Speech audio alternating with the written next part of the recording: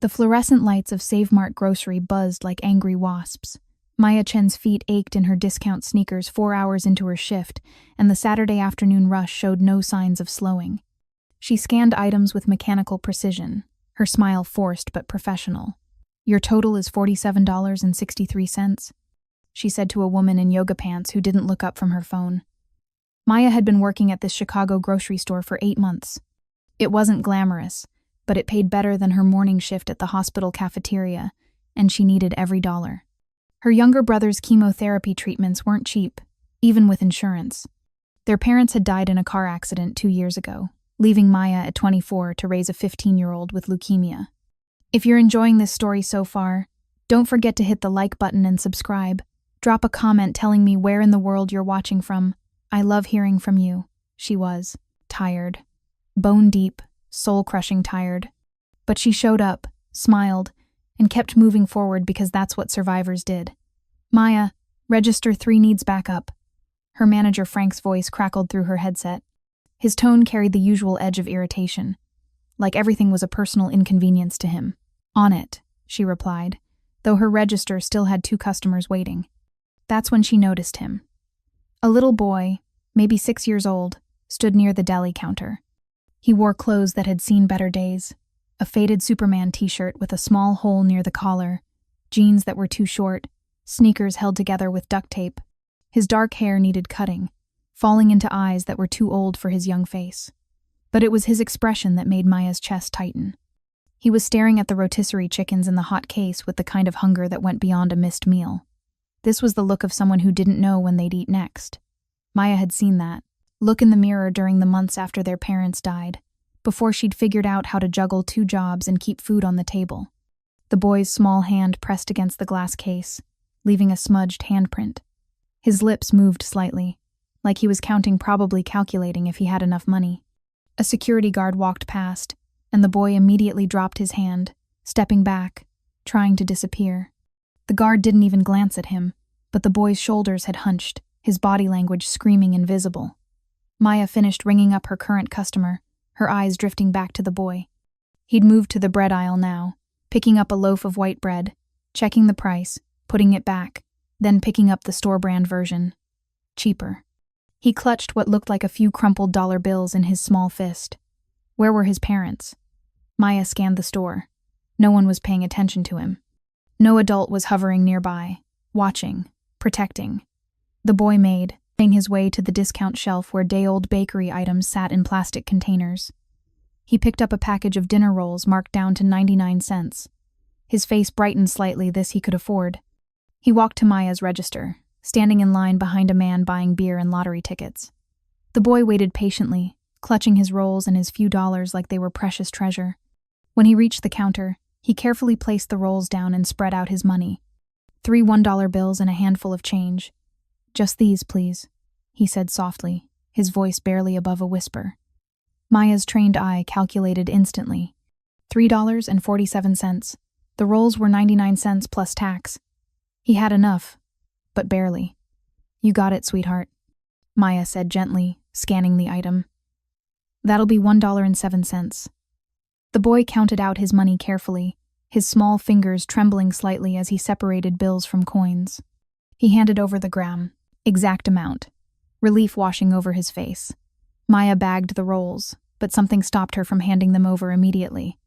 She looked at this little boy with his 2 big eyes and his careful counting and his hunger written in every line of his thin frame. "Hey," she said softly. "You know what? We have a special today. Buy dinner rolls, get a hot meal free." The boy's eyes widened. "Really? Really?" "Absolutely." Maya kept her voice light, casual, like this was completely normal. "Manager's special. You want some chicken? Maybe some mac and cheese from the deli?" The boy looked around nervously. "I don't have more money. Didn't you hear me? It's free. Part of the deal." Maya was already moving, grabbing a to-go container. "What do you like? Chicken? Mashed potatoes? Is this real?" The boy's voice cracked slightly. Maya's throat tightened. "It's real, honey. Promise." She walked to the hot food section, very aware that she was breaking about 6 different store policies. Employees weren't supposed to give away food. There was no manager special. Frank would lose his mind if he saw this. But Maya had spent too many nights as a teenager, going to bed hungry, stomach cramping, pride keeping her from asking for help. She wasn't about to let this little boy feel that same gnawing emptiness if she could do something about it. She loaded up the container. Rotisserie chicken, a generous portion, mac and cheese, green beans, a dinner roll from the hot case, not the day-old discount one. She added a small container of fruit salad and a chocolate chip cookie. This was easily $15 worth of food. Maya returned to her register. The boy stared at the container like it was a miracle. "Here you go, sweetheart," Maya said, placing it in a bag with his original dinner rolls. "Make sure you eat the hot food first while it's still warm, okay?" "Thank you," the boy whispered, his eyes shining with unshed tears. "Thank you so much. You're very welcome. Stay safe out there." The boy took the bag with both hands, holding it carefully like it might disappear. He started to walk away, then turned back. "My name's Leo," he said. "What's yours?" "I'm Maya. You're really nice, Maya." Leo's smile was small but genuine, like an angel. Before Maya could respond, he hurried toward the exit, clutching his precious bag. Maya watched him go, her heart both full and breaking. Where was he going? Did he have a home? Was someone taking care of him? She should call someone. Child services, maybe. But what if that made things worse? What if Leo ended up in a system that didn't care, bounced between foster homes, separated from siblings? Maya knew all too well how sometimes the official help wasn't actually helpful. "Maya," Frank's voice cut through her thoughts like a knife. She turned to see her manager storming toward her, his face purple with rage. He was a stocky man in his 50s with a comb-over that fooled no one and a permanent scowl that made customers uncomfortable. Behind him, Denise from the deli counter was watching with barely concealed glee. She'd never liked Maya, jealous that Maya got more hours despite having less seniority. "My office, now." Frank's voice was loud enough that nearby customers turned to stare. Maya's stomach dropped. "Frank, I can explain," I said now. She followed him through the store, past whispering employees and curious customers. Her cheeks burned with humiliation. Frank's office was a cramped room that smelled like old coffee and disappointment. The door slammed shut behind them. "Do you have any idea what you just did?" Frank's spittle flew with his words.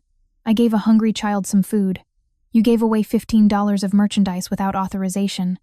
Frank was shouting now, his face so red Maya worried he might stroke out. "Do you think this is a charity? Do you think you can just hand out food to every sob story that walks through that door?"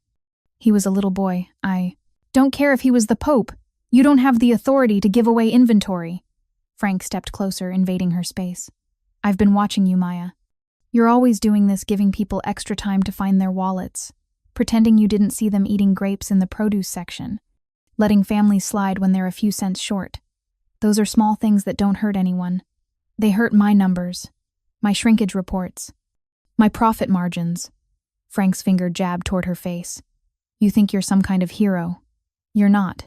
You're a cashier. A minimum wage worker who can be replaced in 5 minutes. You don't make policy. You follow it." Maya's hands clenched at her sides. That little boy was hungry. He was alone. I wasn't going to let him walk out of here with just day-old bread when I could help. That's not your job. Maybe it should be everyone's job. Maya's voice rose to match his. To actually see people. To help when we can. To give a damn. About something other than profit margins and shrinkage reports. Frank's eyes narrowed dangerously. "You're done." The words hung in the air like smoke. "What?" "You're fired. Effective immediately." Frank crossed his arms. "Give me your vest and your name tag." Maya's world tilted. "Frank, please. I need this job. My brother should have thought about that before you decided to play Mother Teresa with company property. It was $15 of food." "I'll pay for it."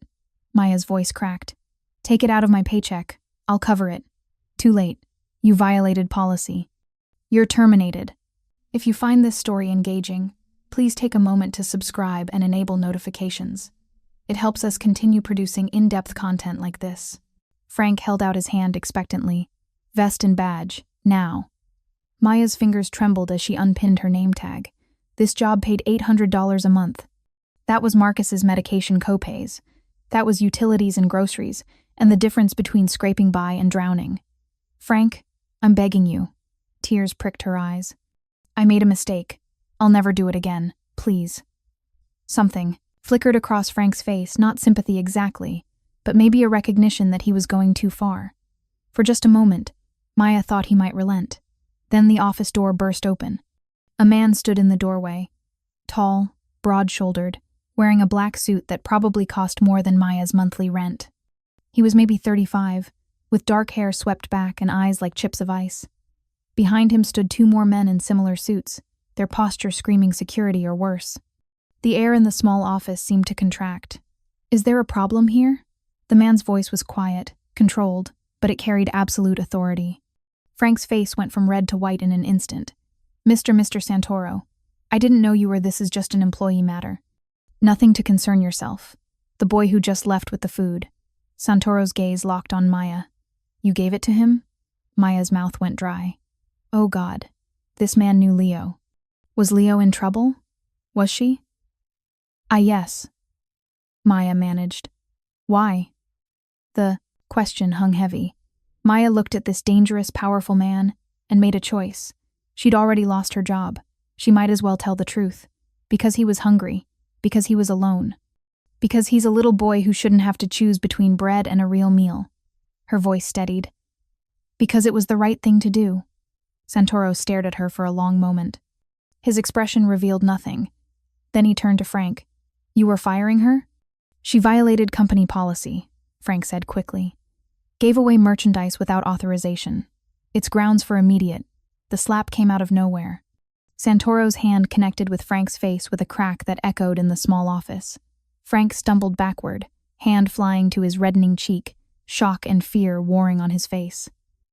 That boy, Santoro said softly, dangerously, is my nephew. The temperature in the room plummeted. You're oh God, mister. Santoro. I didn't if I'd known, Frank was babbling now, backing into his desk. You didn't know, so you were going to fire the one person who showed him kindness?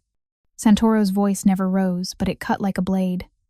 The one person in this entire store who saw a hungry child and actually cared? I was just following policy. Your policy is to let children go hungry? No, of course not. The rules. Let me tell you about rules, Frank. Santoro stepped closer. The rule is, you don't punish people for having a heart. The rule is, you don't slap the hand that feeds a starving child. The rule is, you don't fire someone for being a decent human being. He turned to Maya. Put your name tag back on. Maya's hands shook as she pinned it back to her vest. You're not fired, Santoro said. In fact, you're promoted. Shift supervisor, effective immediately. $25 an hour. Maya's jaw dropped. That was triple her current pay. Mr. Santoro, I can't just... Frank started. You can, and you will. Santoro's attention never left. Frank, in fact, here's what's going to happen. You're going to implement a new policy. Any employee who sees a child in need gets full authorization to provide a meal. Company expense. No questions asked. But the cost, I'll cover it. Santoro pulled out his wallet and extracted a business card. Send the bill to this address. Every month. I'll pay for every meal given to a hungry child in this store. Frank took the card with a shaking hand. And Frank?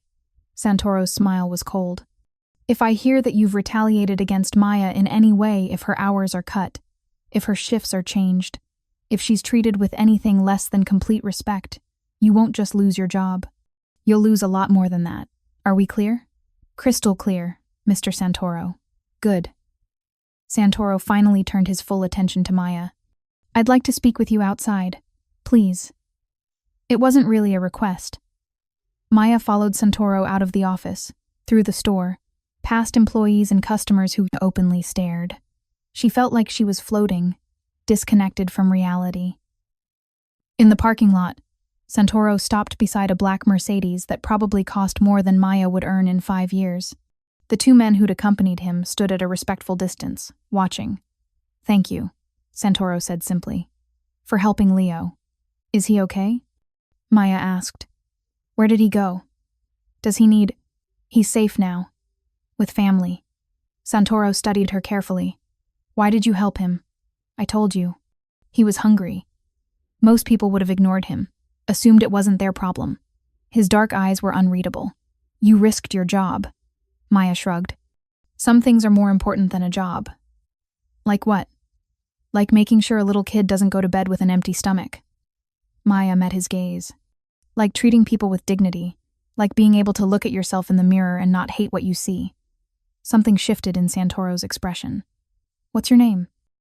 Chen, he repeated, like he was committing it to memory. I'm going to remember that name. He reached into his jacket and pulled out an envelope. This is for you. I don't want money. It's not money. It's information. He pressed the envelope into her hand. My private number. If you ever need anything, and I mean anything, you call that number. Day or night. Why would I need? Because you showed kindness to my family when you had no reason to. Santoro's voice softened slightly. And in my world, that means you're under my protection now, whether you want it or not. I don't understand. You don't need to. Just know that you're safe. Your brother is safe. Your home is safe. He paused. Yes, I know about Marcus. I know everything now.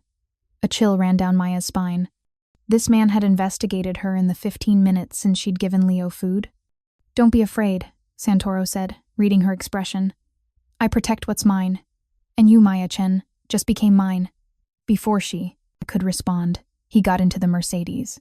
The engine purred to life, and the car pulled away smoothly, followed by a second black SUV she hadn't noticed before. Maya stood in the parking lot, envelope clutched in her hand, trying to process what had just happened. She'd given a hungry child some food. That's all. Just basic human decency. And somehow, in those few minutes, her entire life had changed. Inside the envelope was a business card with a single phone number. No name, no address. Just 10 digits that felt like a door to a world she didn't understand. Maya looked back at the Save Mart. Through the windows, she could see Frank in his office, phone pressed to his ear, his expression panicked. Her phone buzzed. A text from an unknown number. Your brother's next treatment is on Tuesday. I've arranged for a car to take you both to Northwestern Memorial. Dr. Sarah Park will be his new oncologist. She's the best in the country. All costs covered. DS. Maya's hand flew to her mouth. Dr. Sarah Park was a legend in pediatric oncology. Her wait list was years long. Her fees were astronomical. Another text. Your landlord was planning to raise your rent. I've purchased your building. Your rent is now $400 a month. Use the savings for your brother. Maya's knees went weak. She sat down hard on the curb, staring at her phone in disbelief. A third text. Don't thank me. Thank yourself for being the kind of person who feeds hungry children. That's rare. That's precious. That's worth protecting. Maya sat in the parking lot as the Chicago sun beat down on her. As shoppers came and went with their groceries and their ordinary problems. As the world continued spinning like nothing had changed. But everything had changed. She'd fed a little boy named Leo. And in doing so, she'd caught the attention of someone powerful. Someone dangerous. Someone who'd just turned her life upside down with a few phone calls. Dante Santoro. The name whispered through her mind, pieces clicking, together. She'd heard that name before. Everyone in Chicago had. The Santoro family. One of the most powerful organizations in the city.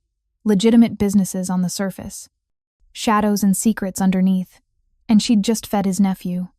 Maya looked at the card in her hand, at the number that connected her to a world she'd never wanted to enter. She should throw it away. Should keep her head down, take her promotion, live her quiet life. But she thought about Marcus, about the treatments he needed, about Dr. Sarah Park and her miracle cures. She thought about their cramped apartment, about the rent that had been crushing them, about the $400 a month that would change everything. She thought about a little boy named Leo with hunger in his eyes, and she knew whatever came next, whatever price she'd have to pay for accepting Dante Santoro's protection, it was worth it. Some doors, once opened, couldn't be closed. Maya stood up, pocketed the card, and walked back into Save Mart. She had a shift to finish, a new position to learn, and a little brother waiting at home who needed to hear that everything was going to be okay. For the first time in 2 years, Maya believed it might actually be true. The call came 3 days later. Maya was restocking shelves in aisle 7, her new supervisor vest still feeling foreign, when her phone buzzed. Unknown number. Her heart stuttered. She'd been half expecting this, half dreading it. Hello? Miss Chen? The voice was smooth, professional, not Dante Santoro's. My name is Vincent. I work for Mr. Santoro. He'd like to meet with you this evening. 6 o'clock. I'll send a car. I what? Why? He'll explain everything. The car will arrive at your apartment at 5:45. Please be ready. I don't think, Miss Chen. Vincent's tone remained polite but firm. Mr. Santoro doesn't make requests he expects to be refused. I'll see you this evening. The line went dead. Maya stared at her phone, anxiety coiling in her stomach. She should say no, should ignore the car when it arrived, should keep the boundaries she'd tried so hard to maintain. But Marcus had an appointment with Dr. Park tomorrow. Their rent had actually dropped to $400. She'd received official paperwork from the new building management company. Everything Dante Santoro had promised had materialized like magic. You didn't ignore a man like that, not when he'd already changed your life. At 5:30, Maya stood in front of her closet in the tiny apartment she shared with Marcus, trying to figure out what you wore to meet a Mafia boss. She didn't own anything fancy. Her wardrobe consisted of work uniforms, jeans, and a few practical tops. You look nervous, Marcus said from his bed. He was pale, thin, dark circles under his eyes despite the nap he'd just taken. But he was smiling, and that was everything. I have a work meeting, Maya said, which wasn't entirely a lie. You're a terrible liar. Marcus's grin widened. Who is he? What makes you think it's a he? Because you've changed your shirt 3 times, and you never care about clothes. Her brother's knowing look made her laugh despite her nerves. Is he cute? Marcus. Is he rich? Please tell me he's rich. I want a rich brother-in-law who can buy me a PlayStation. Nobody's buying you anything, and there's no brother-in-law. Maya threw a pillow at him. It's just a business meeting. In a black Mercedes? Marcus pointed out the window. Maya's stomach flipped. A sleek black car sat at the curb, identical to the one from the parking lot. A man in a dark suit stood beside it, waiting with professional patience. That's my ride. Maya grabbed her bag, kissed Marcus's forehead. Mrs. Rodriguez is checking on you at 7. Text me if you need anything. Have fun at your business meeting, Marcus made air quotes. Don't do anything I wouldn't do. You're 15. You don't do anything. Exactly. So you have a lot of leeway. Maya was still smiling when she reached the car. The driver opened the door without a word. The interior smelled like leather and expensive cologne. Soft music played from hidden speakers. They drove north, away from her neighborhood, toward the Gold Coast where buildings grew taller and the streets grew cleaner. Maya watched the city transform outside her window, her anxiety building with every passing block. The car pulled up to a restaurant she'd only seen in magazines. Sapori d'Italia, 5 stars. Impossible reservations. The kind of place where entrees cost what she made in a day. Mr. Santoro is waiting inside, the driver said. 2nd floor, private dining room. Maya's legs felt unsteady as she entered. The restaurant was all warm lighting and elegant ambiance. A hostess appeared immediately. Miss Chen? Right this way. They climbed a marble staircase to a 2nd floor. Maya hadn't even known existed. The hostess opened a door to reveal a private dining room with floor-to-ceiling windows overlooking Michigan Avenue. Dante Santoro stood by the window, hands in his pockets, looking out at the city. He wore a dark gray suit that probably cost more than her car. When he turned, his expression was unreadable. Maya, thank you for coming. Did I have a choice? The words came out sharper than she intended. A ghost of a smile touched his lips. Always. I don't coerce people into dinner. Just into cars at 5:45 with mysterious summons? Fair point. He gestured to the table set for 2. Please, sit. I promise this isn't as sinister as it feels. Maya sat, hyper-aware of how out of place she was.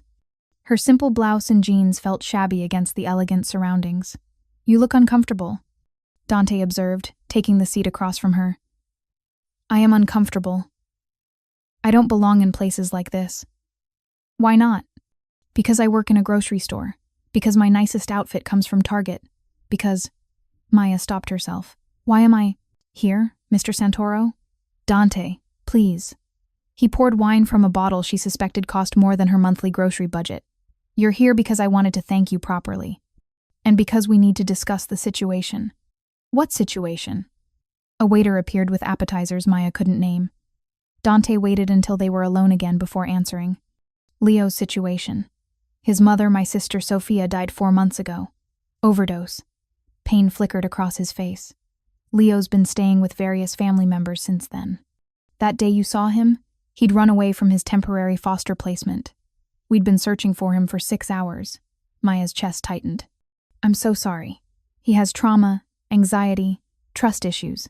He doesn't eat regularly, doesn't sleep well, doesn't talk much. Dante's jaw clenched. Until he came home with your food. He talked about you for 2 hours straight, about the angel lady who gave him chicken and cookies and treated him like he mattered. He does matter. I know that. You know that. But Leo needed someone to show him that. Dante leaned forward. He's asked about you every day since. Wants to know if you're real, if you're okay, if he'll ever see you again. Maya's throat tightened. What are you asking me? I'm asking if you'd be willing to see him again. Have dinner with us.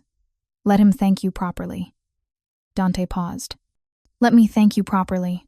You already thanked me. The doctor, the rent, you didn't have to do any of that. Yes, I did. His dark eyes held hers. You helped my family when you had no reason to. When it cost you something real, that creates a debt in my world. I don't want to be in debt to you. You're not. I'm in debt to you. Dante's voice was quiet but intense. And I pay my debts, Maya. Always. The food-arrived courses Maya couldn't have pronounced, each more elaborate than the last. She picked at it, her appetite gone.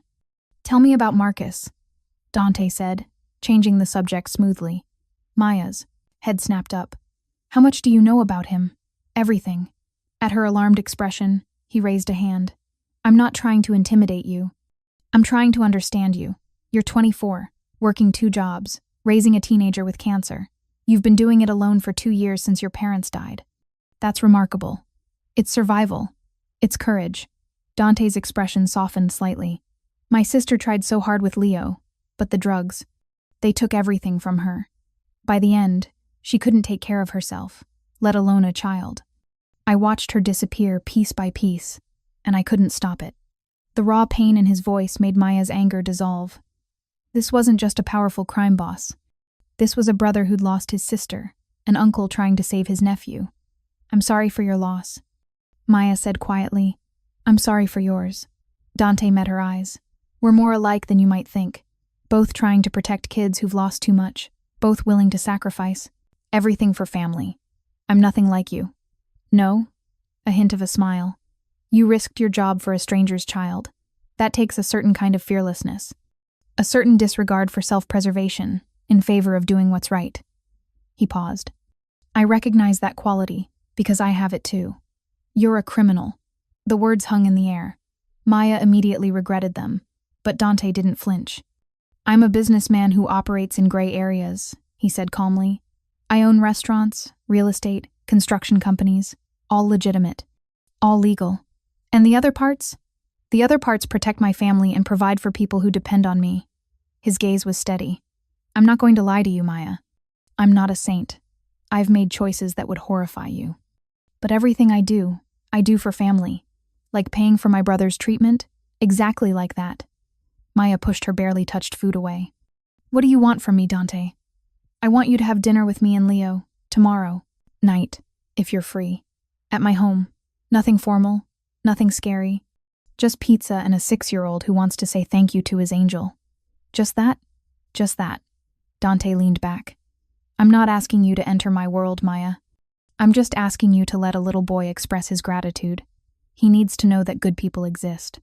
That kindness is real.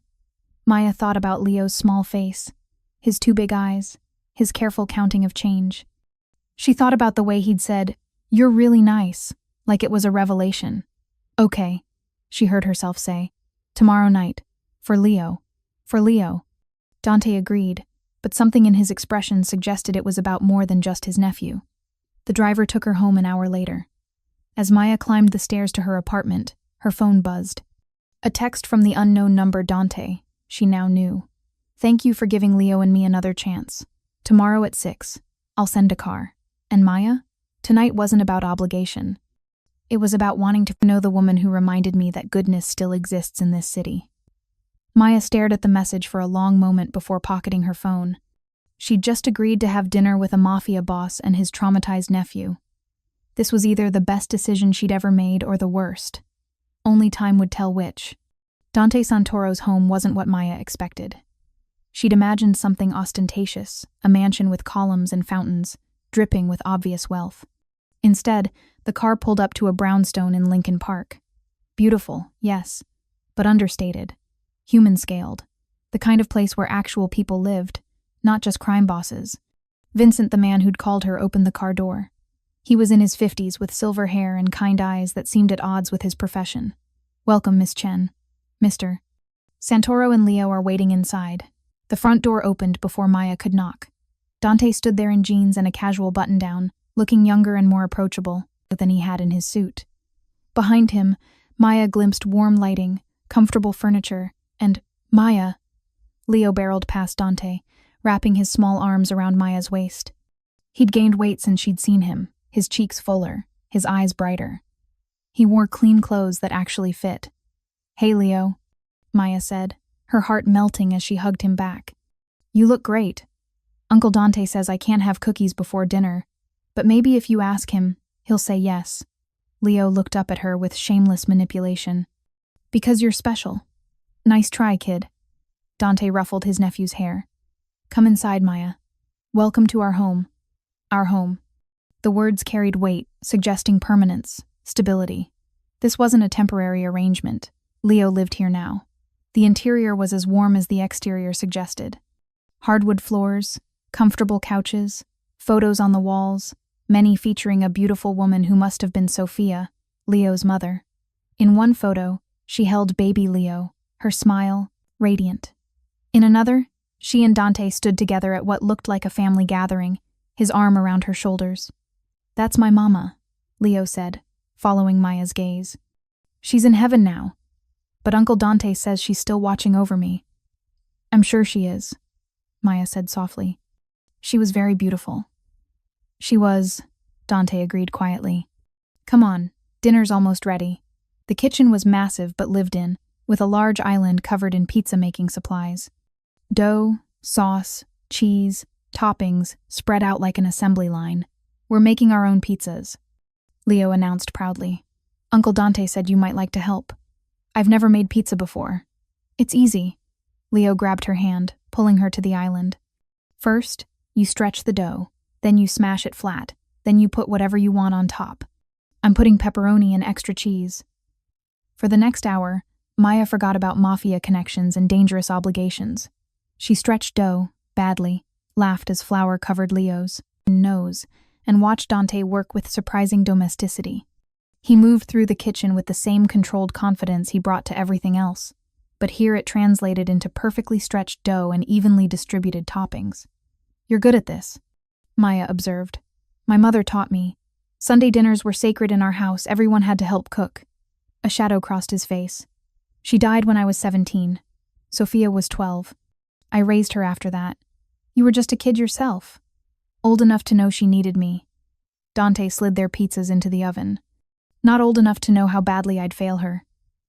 "Uncle Dante didn't fail Mama," Leo said firmly. "Mama got sick. That's not his fault." Dante's expression softened as he looked at his nephew. "Thank you, buddy." They ate at a kitchen table that felt miles away from the formal dining room at Sapori d'Italia.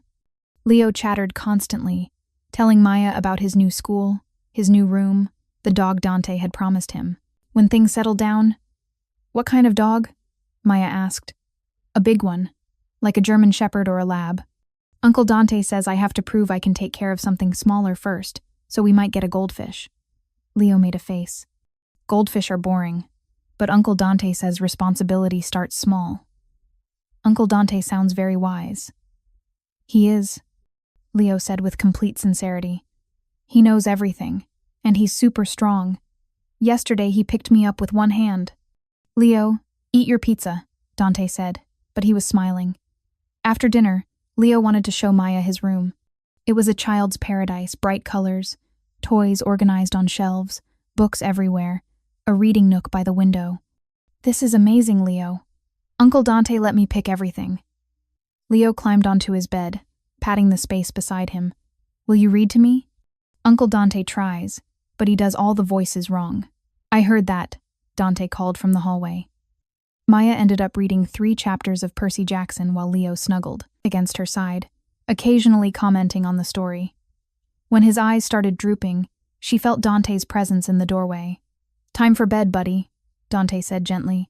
"But we're at the good part," Leo protested weakly. "The good part will still be there tomorrow." Dante approached the bed, tucking the blankets around his nephew. "Say goodnight to Maya." "Will you come back?" Leo asked, looking at Maya with sleepy eyes. "If your uncle invites me, he'll invite you. He likes you." "I can tell." Leo yawned. "Good night, Maya. Thank you for being my angel." Maya's throat tightened. "Good night, Leo." Downstairs, Dante poured 2 glasses of wine, and they settled in the living room. The brownstone felt different now, less intimidating, more like a real home. "Thank you," Dante said. "For tonight. You didn't have to come." "Yes, I did." Leo needed this. So did I. Dante's dark eyes held hers. "I've been doing this alone for 4 months, trying to figure out how to be enough for a traumatized 6-year-old. Tonight was the first time I felt like maybe I'm not completely failing." "You're not failing. Leo adores you. He misses his mother." Dante's voice was rough. "Every night he asks if she's coming back. Every night I have to tell him she's not. Do you know what that does to a kid? To have his whole world ripped away?" "Yes," Maya said quietly. "I do." Dante looked at her, really looked at her, and understanding passed between them. "Your parents," he said. "You were 22. 22 and suddenly responsible for a 13-year-old. I had no idea what I was doing. Marcus was angry, grieving, acting out. I was drowning in debt and responsibilities I'd never prepared for." Maya set down her wine. "But we survived. We adapted. We became family, not just siblings but partners figuring it out together. How did you do it?" "I showed up every day. I made mistakes, apologized, tried again. I let Marcus see me struggle so he'd know it was okay to struggle, too." She met Dante's eyes. "You don't have to be perfect. You just have to be present." "I'm not good at this," Dante admitted. "The soft parts. The emotional parts. My world requires armor, control, distance. But Leo needs something I don't know how to give. You're giving it anyway. I saw it tonight, the way you ruffled his hair, tucked him in, let him stay up past bedtime to finish the chapter. That's love, Dante. Maybe not perfect, but real." They sat in comfortable silence, the weight of shared understanding settling between them. "Can I ask you something?" Maya said finally. "Why me? You could hire professional nannies, therapists, anyone. Why bring me into this?" Dante considered his answer carefully. "Because Leo doesn't trust easily. His mother let him down repeatedly. The adults in his life promised things they couldn't deliver. But you gave him food and kindness with no expectation of anything in return. You saw him when everyone else looked away." He leaned forward. "That's the kind of person I want in his life. Not hired help following instructions, but someone who genuinely cares. Someone who'll be there because they choose to be, not because they're paid to be. But you did pay me. The doctor, the rent. That wasn't payment. That was removing obstacles so you could choose freely." Dante's expression was intense. "I didn't want you helping Leo out of obligation or desperation. I wanted you to have the freedom to say yes because you wanted to, not because you needed to." Maya absorbed this. "That's actually really thoughtful. I have my moments." A slight smile. "So what do you say, Maya Chen? Will you be part of Leo's life?" "No formal arrangement, no contracts, just..." He paused, searching for words. "Just family?" The word hung in the air, heavy with implication. "I don't know anything about your world," Maya said carefully. "Good. Keep it that way." Dante's expression was serious. "I meant what I said before. I'm not asking. Thank you to enter that world. Leo's life is separate, protected. You'd be part of his world, not mine. But they're connected. Less than you think." Dante stood, walking to the window. "I have 100 people who handle my business. But I have no one who can make Leo laugh the way you did tonight. No one he trusts to read him stories. No one who understands what he's lost because they've lost it too." He turned back to her. "I'm not offering you a job, Maya. I'm offering you a place in my nephew's life because he needs you. And maybe..." He paused. "Maybe because I need someone who sees me as more than what I do." The vulnerability in his voice surprised her. This powerful, dangerous man was asking her for help, and there was nothing manipulative about it. It was genuine need, raw and honest. "Okay," Maya said. "I'll be part of Leo's life, but I have conditions. Name them. Marcus comes first, always. If he needs me, I'm gone, no questions asked." "Agreed. In fact, bring him here. I'd like to meet him." Maya blinked. "You want my sick 15-year-old brother in your home? I want you to feel comfortable here. And you can't do that if you're worried about him." Dante's smile was slight. "Besides, Leo could use a big brother figure. God knows I'm not teaching him normal teenager things. Marcus would probably corrupt him with video games. Perfect. Leo needs more normalcy in his life. Condition 2, Maya continued. Complete honesty. If something in your world affects Leo, I need to know. No secrets that could put him in danger." Dante's expression darkened slightly. "I can't tell you everything. I'm not asking for everything. Just the things that impact Leo's safety." He nodded slowly. "Fair enough. And condition 3. Maya met his eyes. "If I ever feel uncomfortable, if I ever want to walk away, you let me go. No consequences, no threats, no pressure." "Done." Dante extended his hand. "Though I should warn you, Leo's going to make condition 3 very difficult. That kid has a way of wrapping himself around your heart." "I noticed." Maya shook his hand, and something electric passed between them at the contact. She pulled away quickly. "I should go. Marcus will worry. I'll have Vincent drive you home." At the door, Leo appeared in his pajamas, rubbing his eyes. "You're leaving? It's late, buddy. But I'll come back soon. Promise." "Tomorrow?" Leo asked hopefully. "Leo," Dante started. "How about this weekend?" Maya offered. "Saturday? Maybe we can go to the park or something." Leo's face lit up like Christmas morning. "Really? Really?" He ran over and hugged her fiercely. "You're the best angel ever." In the car on the way home, Maya's phone buzzed. A text from Dante. "Thank you for giving Leo hope. And thank you for giving me a reason to believe he'll be okay. See you Saturday." Maya smiled despite herself. She'd walked into this expecting obligation, manipulation, danger. Instead, she'd found a broken little boy who needed love, and a powerful man who needed help providing it. Maybe this wouldn't be so scary after all. But 3 blocks from her apartment, Vincent suddenly accelerated, his eyes on the rearview mirror. "Miss Chen, please put your seatbelt on and stay calm." Maya's heart lurched. "What's wrong?" "We're being followed. Nothing to worry about, just a precaution." The car wove through traffic, taking turns too sharp to be normal. Maya gripped her seat, watching a black SUV keep pace with them. Her phone rang. "Dante, are you okay?" His voice was tight with controlled fury. "I think so." "Vincent says—" "Vincent knows what he's doing. You'll be home in 3 minutes.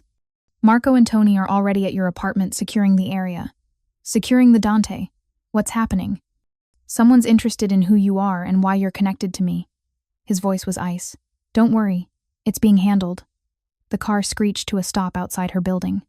2 men Maya had never seen materialized, and from nowhere, flanking her door as Vincent escorted her inside. In her apartment, Marcus sat on the couch with another suited man who'd apparently been keeping him company. "Maya." Marcus jumped up. "What's going on? This guy showed up 10 minutes ago and said he was here to protect us."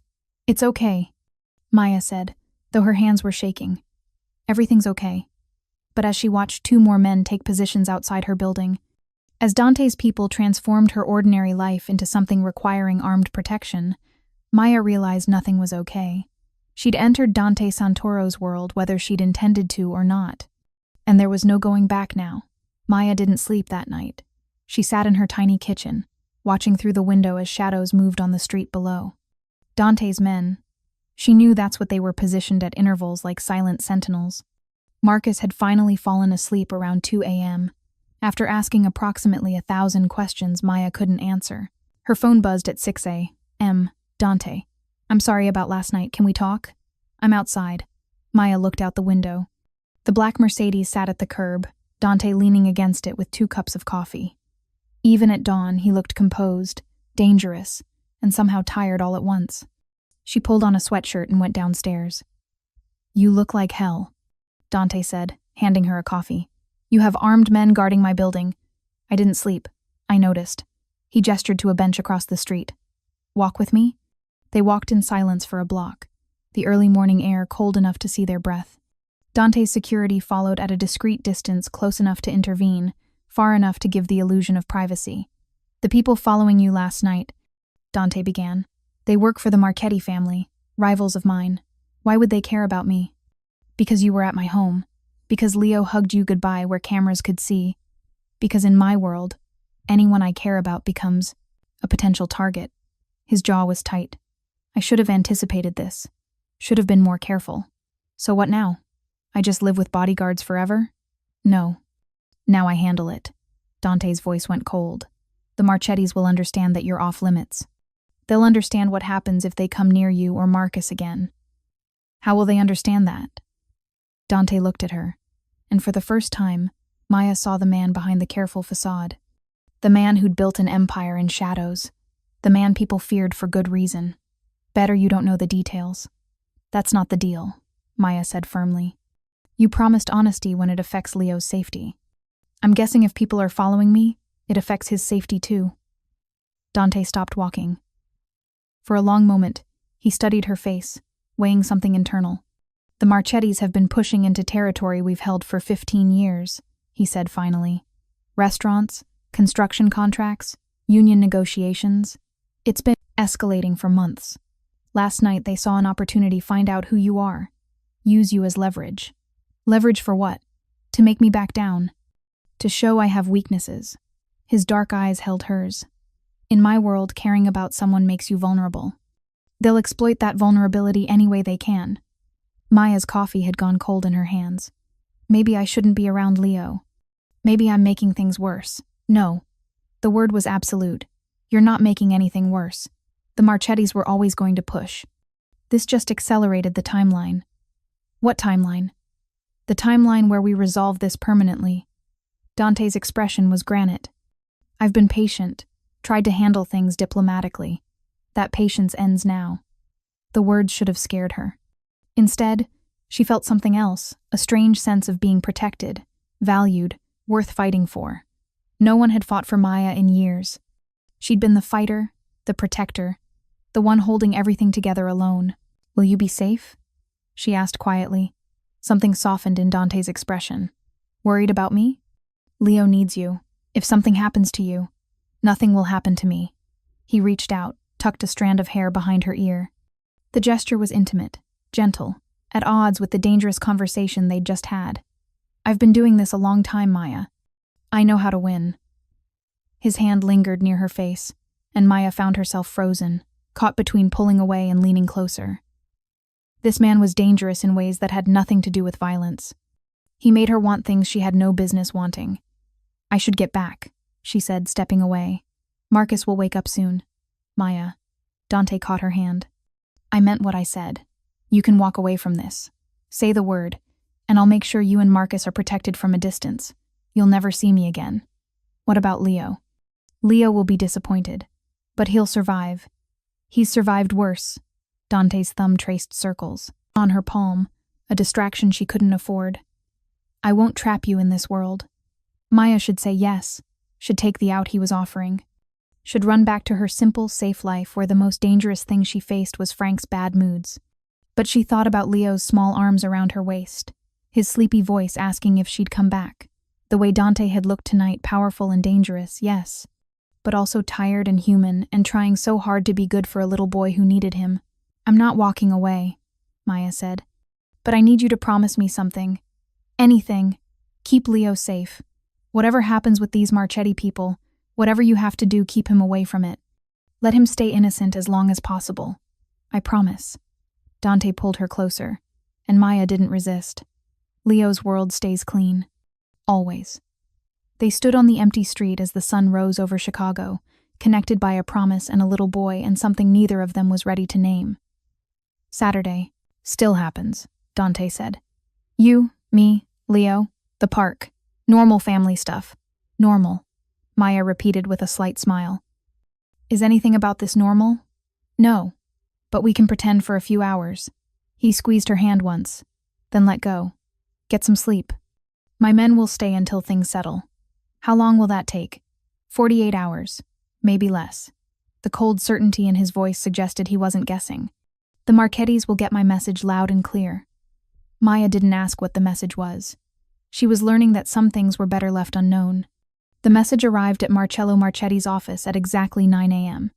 It was a simple box, unmarked, delivered by a courier who vanished before security could question him. Inside were 3 items: a file containing every secret the Marchettis had tried to hide offshore accounts, bribes paid, witnesses intimidated, documentation that could send half their organization to prison. The second item was a photograph of Marcello's daughter at her private school, taken that morning. The message was clear. I can reach anyone, anytime.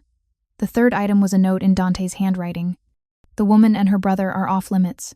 Touch them, threaten them, even look at them wrong, and this file goes to the FBI. Your daughter's security detail gets a day off. And I stopped playing nice. Your choice. D.S. Marcello stared at the contents, his hands shaking with rage and fear. Dante Santoro had just declared war and offered peace in the same gesture, showing he could destroy them while offering a path to avoid it.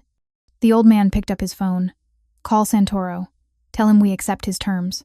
By noon, the surveillance on Maya ended. The men watching her building disappeared. The Marchettis would push their territory battle somewhere else, against someone else, because Dante had made it clear that Maya Chen was protected. And in Dante's world, when he protected something, it stayed protected. Saturday arrived with perfect autumn weather. Maya dressed Marcus in his warmest jacket, the good one they'd bought before the cancer diagnosis, when money wasn't quite so tight. You're sure about this? Marcus asked for the 10th time. Meeting actual Mafia people? They're not Mafia people. They're just people. Maya wasn't sure she believed it herself.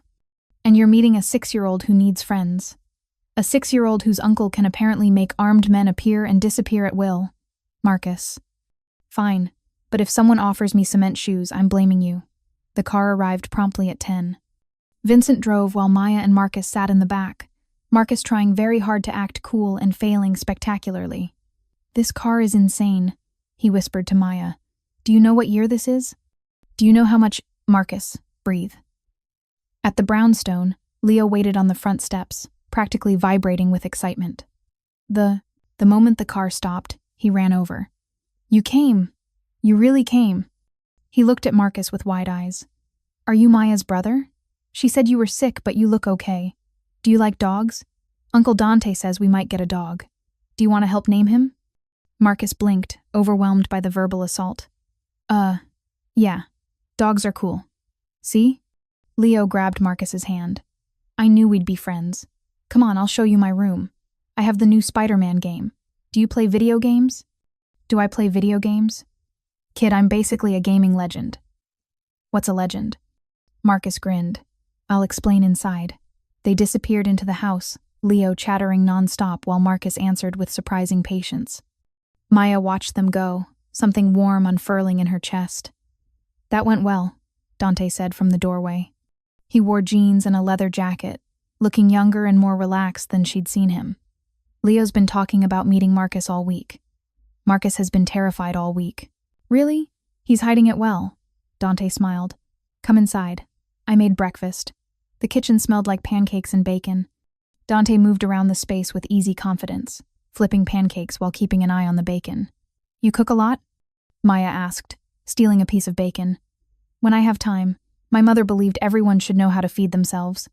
He plated pancakes with practiced efficiency. Sophia used to say I made better pancakes than our mother, but that might have been her wanting extra. You talk about her more easily now. Therapy. At Maya's surprised look, he shrugged. What, you think I'm not self-aware enough to know I need professional help? Leo's therapist suggested I see someone too. Process the grief, the guilt, all the complicated feelings around Sophia's death. That's really healthy, actually. Don't sound so shocked. But he was smiling. I'm trying to be better. For Leo. For myself. He paused, meeting her eyes. For people I might want in my life long term. The implication hung in the air between them. Upstairs, they could hear Leo's laughter and Marcus's patient explanations of game mechanics. The sound filled the brownstone with life, with normalcy, with the promise of something good. Uncle Dante! Leo's voice called down. Can Marcus stay for lunch? Please? Only if it's okay with Maya, Dante called back. It's okay, Maya said, loud enough for Leo to hear. Yes! Leo's victory cheer made them both laugh. Dante moved closer, his expression serious. The Marchetti situation is resolved. Your building's safe. You can go back to normal life. Normal, Maya repeated. I'm not sure I remember what that is anymore. Me either. His hand found hers, fingers intertwining naturally. But maybe we can figure out a new normal. You, me, Leo, Marcus. Something that doesn't fit any of the old definitions. Maya looked at their joined hands, at this powerful, dangerous man who cooked pancakes and went to therapy and was trying so hard to be good for a little boy who needed him. I'd like that, she said softly. Dante's smile was genuine, unguarded. Good, because Leo's already planning next weekend. Something about teaching Marcus and you how to make homemade pasta. I'm terrible at cooking. I know. I've seen your Instagram. At her shocked look, he grinned. What? You think I didn't research you? That photo of the burned grilled cheese with the caption, "Cooking is not my calling," was particularly informative. You stalked my Instagram. I prefer conducted thorough background. Research. His thumb traced circles on her palm. For what it's worth, I'm glad you can't cook.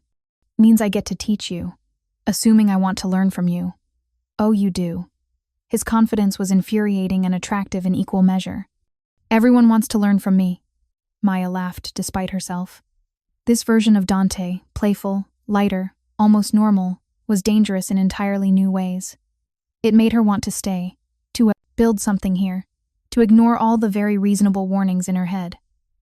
Come on, Dante said, pulling her toward the stairs. Let's go rescue Leo from Marcus's gaming lectures before your brother turns my nephew into a complete nerd. They found the boys in Leo's room, Marcus explaining combo moves while Leo watched with rapt attention. When they entered, Leo immediately abandoned the game. Maya, watch this. He demonstrated a move Marcus had taught him, nearly falling over in the process. I'm getting so good. You're amazing, Maya agreed, catching him before he tumbled into the bookshelf. Marcus is the best teacher ever. Can he come over every day? Leo, Dante started. Maybe not every day, Maya said gently. But we can definitely do this again. Right, Marcus? Marcus looked at Leo's hopeful face and melted. Yeah, kid, we can hang out. Yes.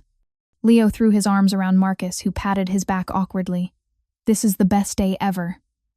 They spent the afternoon at the park, an actual park with playground equipment and other families and dogs running loose. Vincent and 2 other men maintained a perimeter, but they stayed invisible enough that Maya could almost pretend they were just a normal family.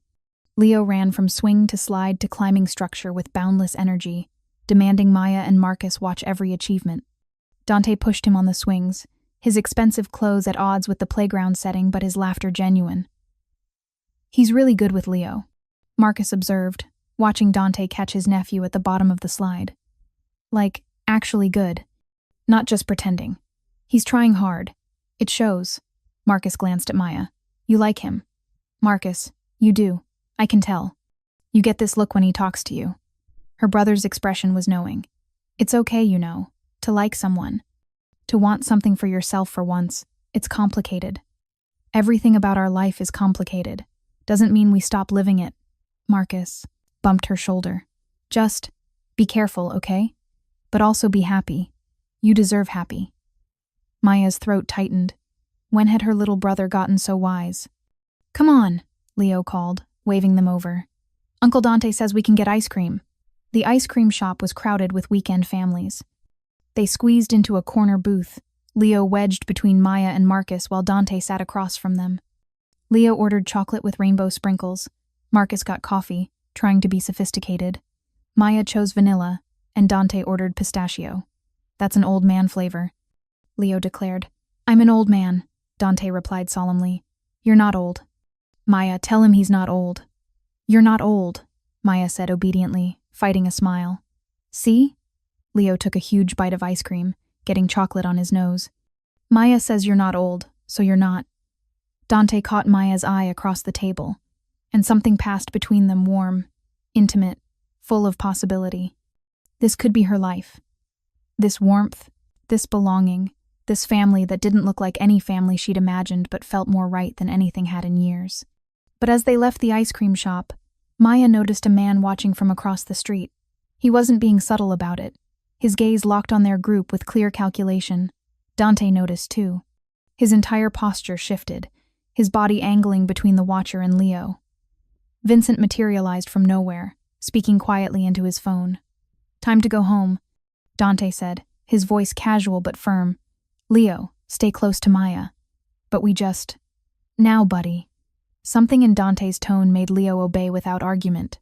They piled into the car quickly, Vincent driving with focused intensity, while the other security vehicles formed a protective convoy. "What's happening?" Marcus whispered to Maya. "I don't know." But she did know. She'd seen the look on that man's face, the cold assessment. Whoever he wasn't there by accident.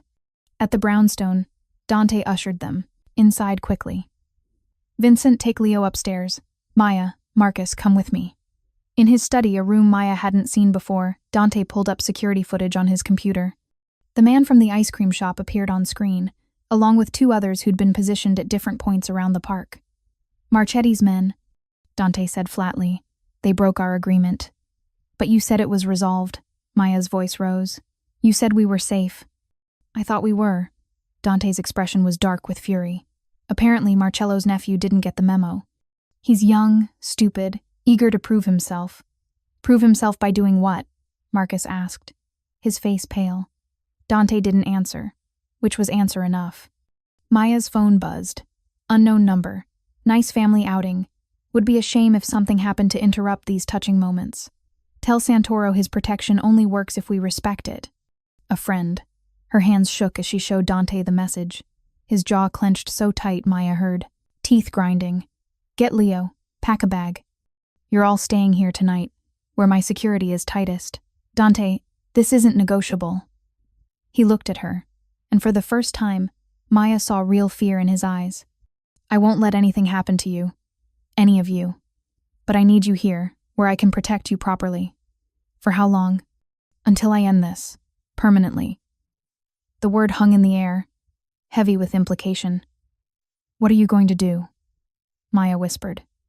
Dante's expression went cold, distant. The warm, playful man from the park disappeared, replaced by someone harder, more dangerous. "What I should have done the first time they came near you," he said quietly. "Remind them why people fear the Santoro name." He left the study, phone already to his ear, giving orders in Italian too rapid for Maya to follow. Marcus grabbed her hand. "Maya, maybe we should..." "Should what, leave? Go home to an apartment they know about?" Maya laughed bitterly. "We're in this now, Marcus. Whether we want to be or not." Upstairs, they found Leo in his room with Vincent, looking scared and confused. "What's happening?" Leo asked. "Why does Uncle Dante sound angry?" Maya knelt in front of him. "Everything's okay. We're just having a sleepover here tonight. Is that cool? Really? You'll stay here? Really? You can show Marcus your book collection. And your video games," Marcus added. "I bet you have some good ones." Leo brightened slightly. "I have Mario Kart." "Perfect. Let's set it up." While Marcus distracted Leo, Maya stood at the window, watching Dante in the garden below. He paced while talking on his phone, his movements controlled but violent. She'd never seen him like this, unleashed, dangerous, the careful facade completely stripped away. This was the man people feared, the man who built empires and destroyed enemies, the man whose world she'd somehow entered without fully understanding what that meant. And despite everything, the fear, the danger, the absolute insanity of the situation, Maya couldn't bring herself to regret it. Because upstairs, a little boy was laughing as her brother taught him video game tricks.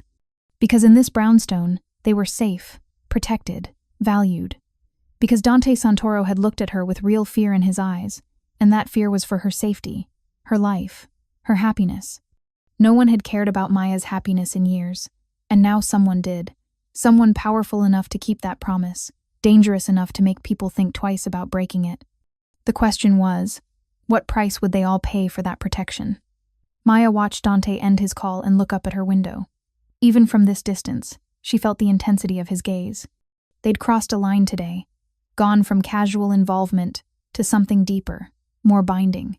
There was no going back now. The attack came at 2 a.m. Maya jerked awake to the sound of glass shattering downstairs, shouting in Italian, running footsteps, then a gunshot that made her blood freeze. She was out of bed instantly, running to Leo's room. Dante was already there, fully dressed, gun in hand. "Stay here," he ordered. "Lock the door. Don't open it for anyone but me or Vincent." "Dante, Maya, please." His expression was steel. "Keep Leo and Marcus safe. That's all I need you to do." He left before she could respond.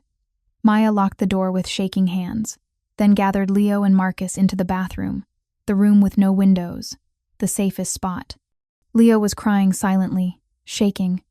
Marcus held him, trying to be brave despite the terror in his own eyes. "It's okay," Maya whispered, pulling them both close. "Dante won't let anything happen to us." More gunshots, shouting. The sounds of violence that made Maya want to cover Leo's ears, shield him from reality. This was Dante's world.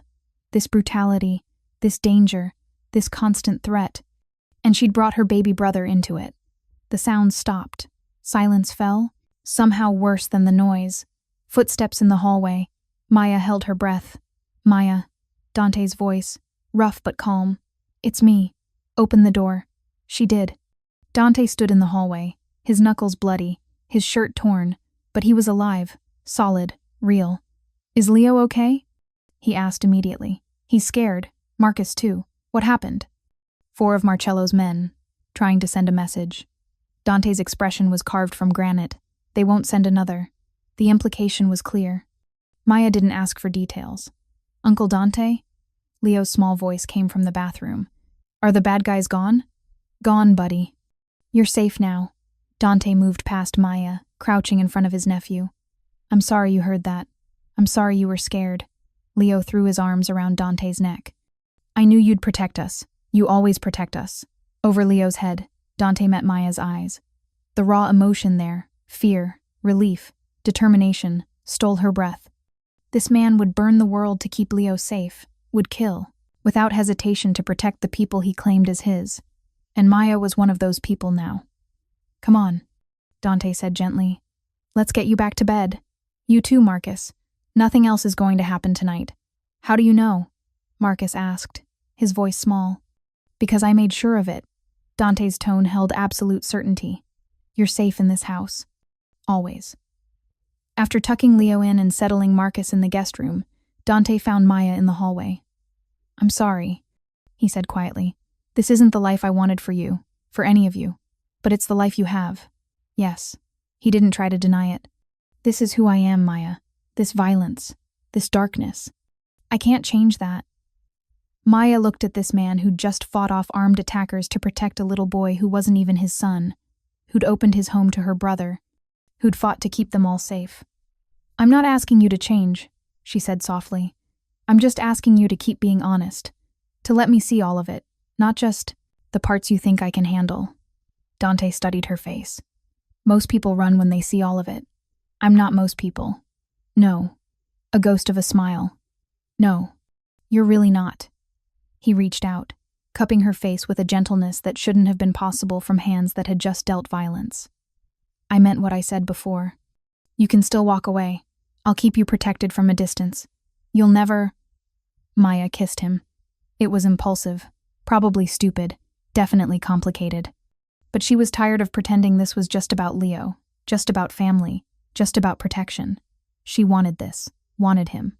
Despite the danger, despite the complications, despite every rational reason to run, Dante froze for half a second, then kissed her back with the kind of intensity that made her knees weak. His hand slid into her hair, the other arm pulling her closer, and for a moment, the violence and fear and danger all disappeared. There was just this, the warmth of his body, the taste of his mouth, the feeling of being valued and wanted and protected. When they finally broke apart, Dante rested his forehead against hers. "That was either the best idea or the worst idea you've ever had," he murmured. "Probably both. Definitely both." He pulled back, his expression serious. "Maya, if we actually do this, there's no casual. No halfway. You're in my life completely, and that comes with everything. The good, the bad, and the terrifying. I know. Do you? Because tonight was just a taste. There will be more nights like this. More threats. More violence. More moments where I have to be someone you might not recognize. Then let me see him, Maya said firmly. All of him. Don't hide the darkness and pretend it doesn't exist. I'm tougher than I look. Dante's laugh was soft. I'm starting to realize that. He kissed her again, slower this time, savoring. When he pulled away, his expression had shifted to something determined. Tomorrow, things change. I'm done playing defense. His voice was steel. The Marchettis wanted a war. They're going to get one. What are you going to do? End this. Permanently. He met her eyes. I told you I'd keep you safe. That promise extends to destroying anyone who threatens it. The words should have terrified her. Instead, Maya felt something else protected, valued, claimed in a way that was possessive and dangerous, and somehow exactly what she needed. Okay, she said simply. Dante's expression softened. You're not going to argue? Tell me violence isn't the answer? You're not asking my permission. You're telling me what you've already decided. Maya met his gaze steadily. So I'm just going to trust that you know what you're doing. That's a lot of trust. You've earned it. Something vulnerable flickered across Dante's face. I won't let you down. I know. They stood in the hallway, the brownstone quiet around them, the aftermath of violence still lingering in broken glass and bloodstains, and that would need cleaning. This was her life now. Danger and protection, darkness and light. A powerful man who kissed her like she was precious and fought for her like she was worth dying for. Maya should be terrified. Instead, she just felt home. Thank you so much for watching until the end. If you love this story, check out the other videos on your screen now. I think you'll really enjoy them. And don't forget to subscribe if you haven't already. See you in the next story.